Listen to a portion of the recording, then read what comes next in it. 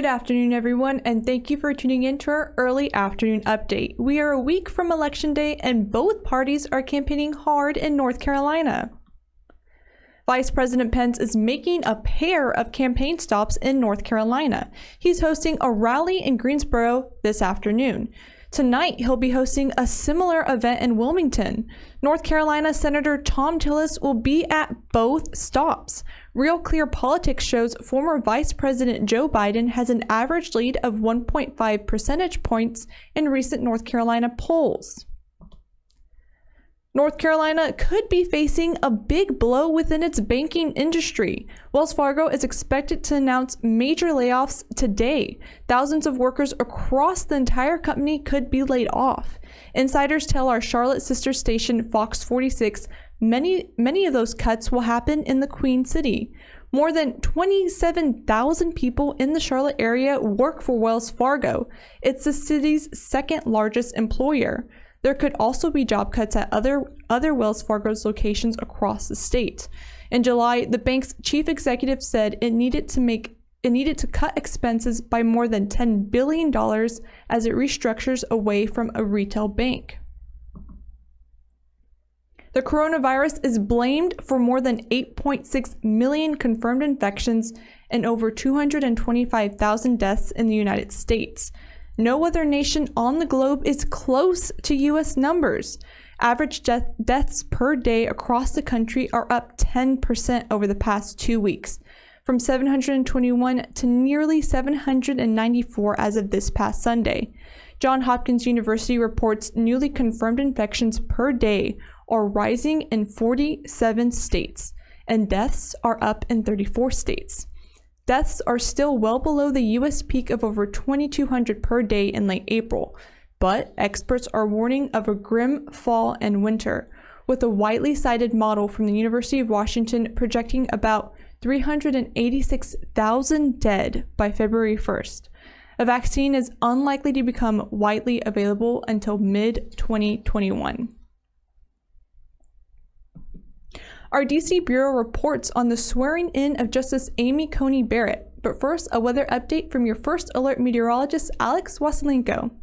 Happy Tuesday, everybody. I'm your First Alert meteorologist, Alex Wasilenko, reporting from the First Alert Weather Center. We are likely going to see more sun than clouds today. That is, once that early morning fog burns completely off. Some of us are still dealing with it early this afternoon, but with due time, we'll get some sunshine into the forecast, allowing temperatures to warm back up into the lower and middle 70s for the balance of your Tuesday. By your Tuesday evening and overnight, more clouds begin to filter on in. We'll call it a partly cloudy overnight, featuring patchy fog developing late. We will start off your Wednesday morning with more patchy, dense fog, so do be sure to keep that in mind by the time you wake up Wednesday morning and head off to school and work. By Wednesday afternoon, we'll call it a partly to mostly sunny day, but things will start to change Wednesday night and during the day Thursday as Zeta looks to make landfall along the Gulf Coast late Wednesday night into Thursday morning. It'll combine its energy with a winter storm off to the west and a cold front too. That cold front is going to help to push all that moisture off to the east Thursday night into Friday morning, and it may result in some severe weather locally here in eastern North Carolina to wrap up the work week.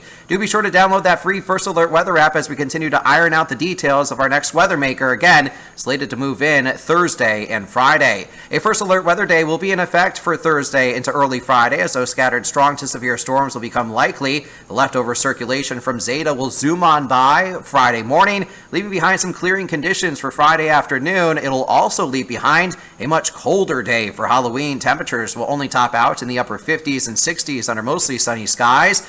The caveat to the weekend forecast, though, it will be dry both Saturday and Sunday. Just don't forget to turn those clocks back 1 hour early Sunday morning. Make it a terrific rest of your Tuesday, everybody. I'm your First Alert meteorologist, Alex Wasilenko.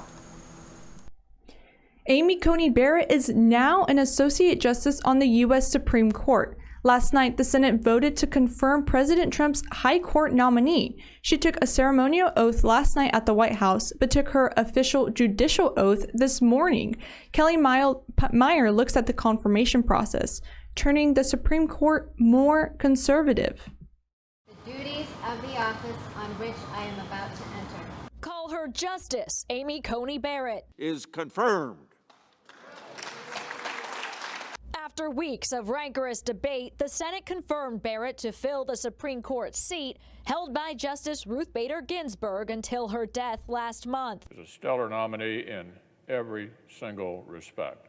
Senate Majority Leader Mitch McConnell led the Senate through the confirmation process with just days to go until the election. Democratic leader Chuck Schumer tried to block, then stall the confirmation, but in the end, Democrats didn't have the votes, and the Republican majority did. Monday, October 26th, 2020, it will go down as one of the darkest days in the 231-year history. But Republican Lindsey Graham of South Carolina, chairman of the Senate Judiciary Committee, says this day is simply historic. She's going onto the court because that's where she deserves to be.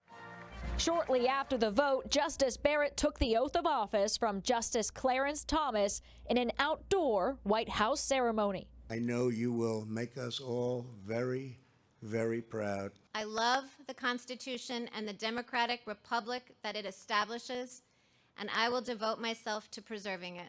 Reporting in Washington, I'm Kelly Meyer. Thank you for tuning in to our late afternoon update. I'm Victoria Holmes here in the digital studio.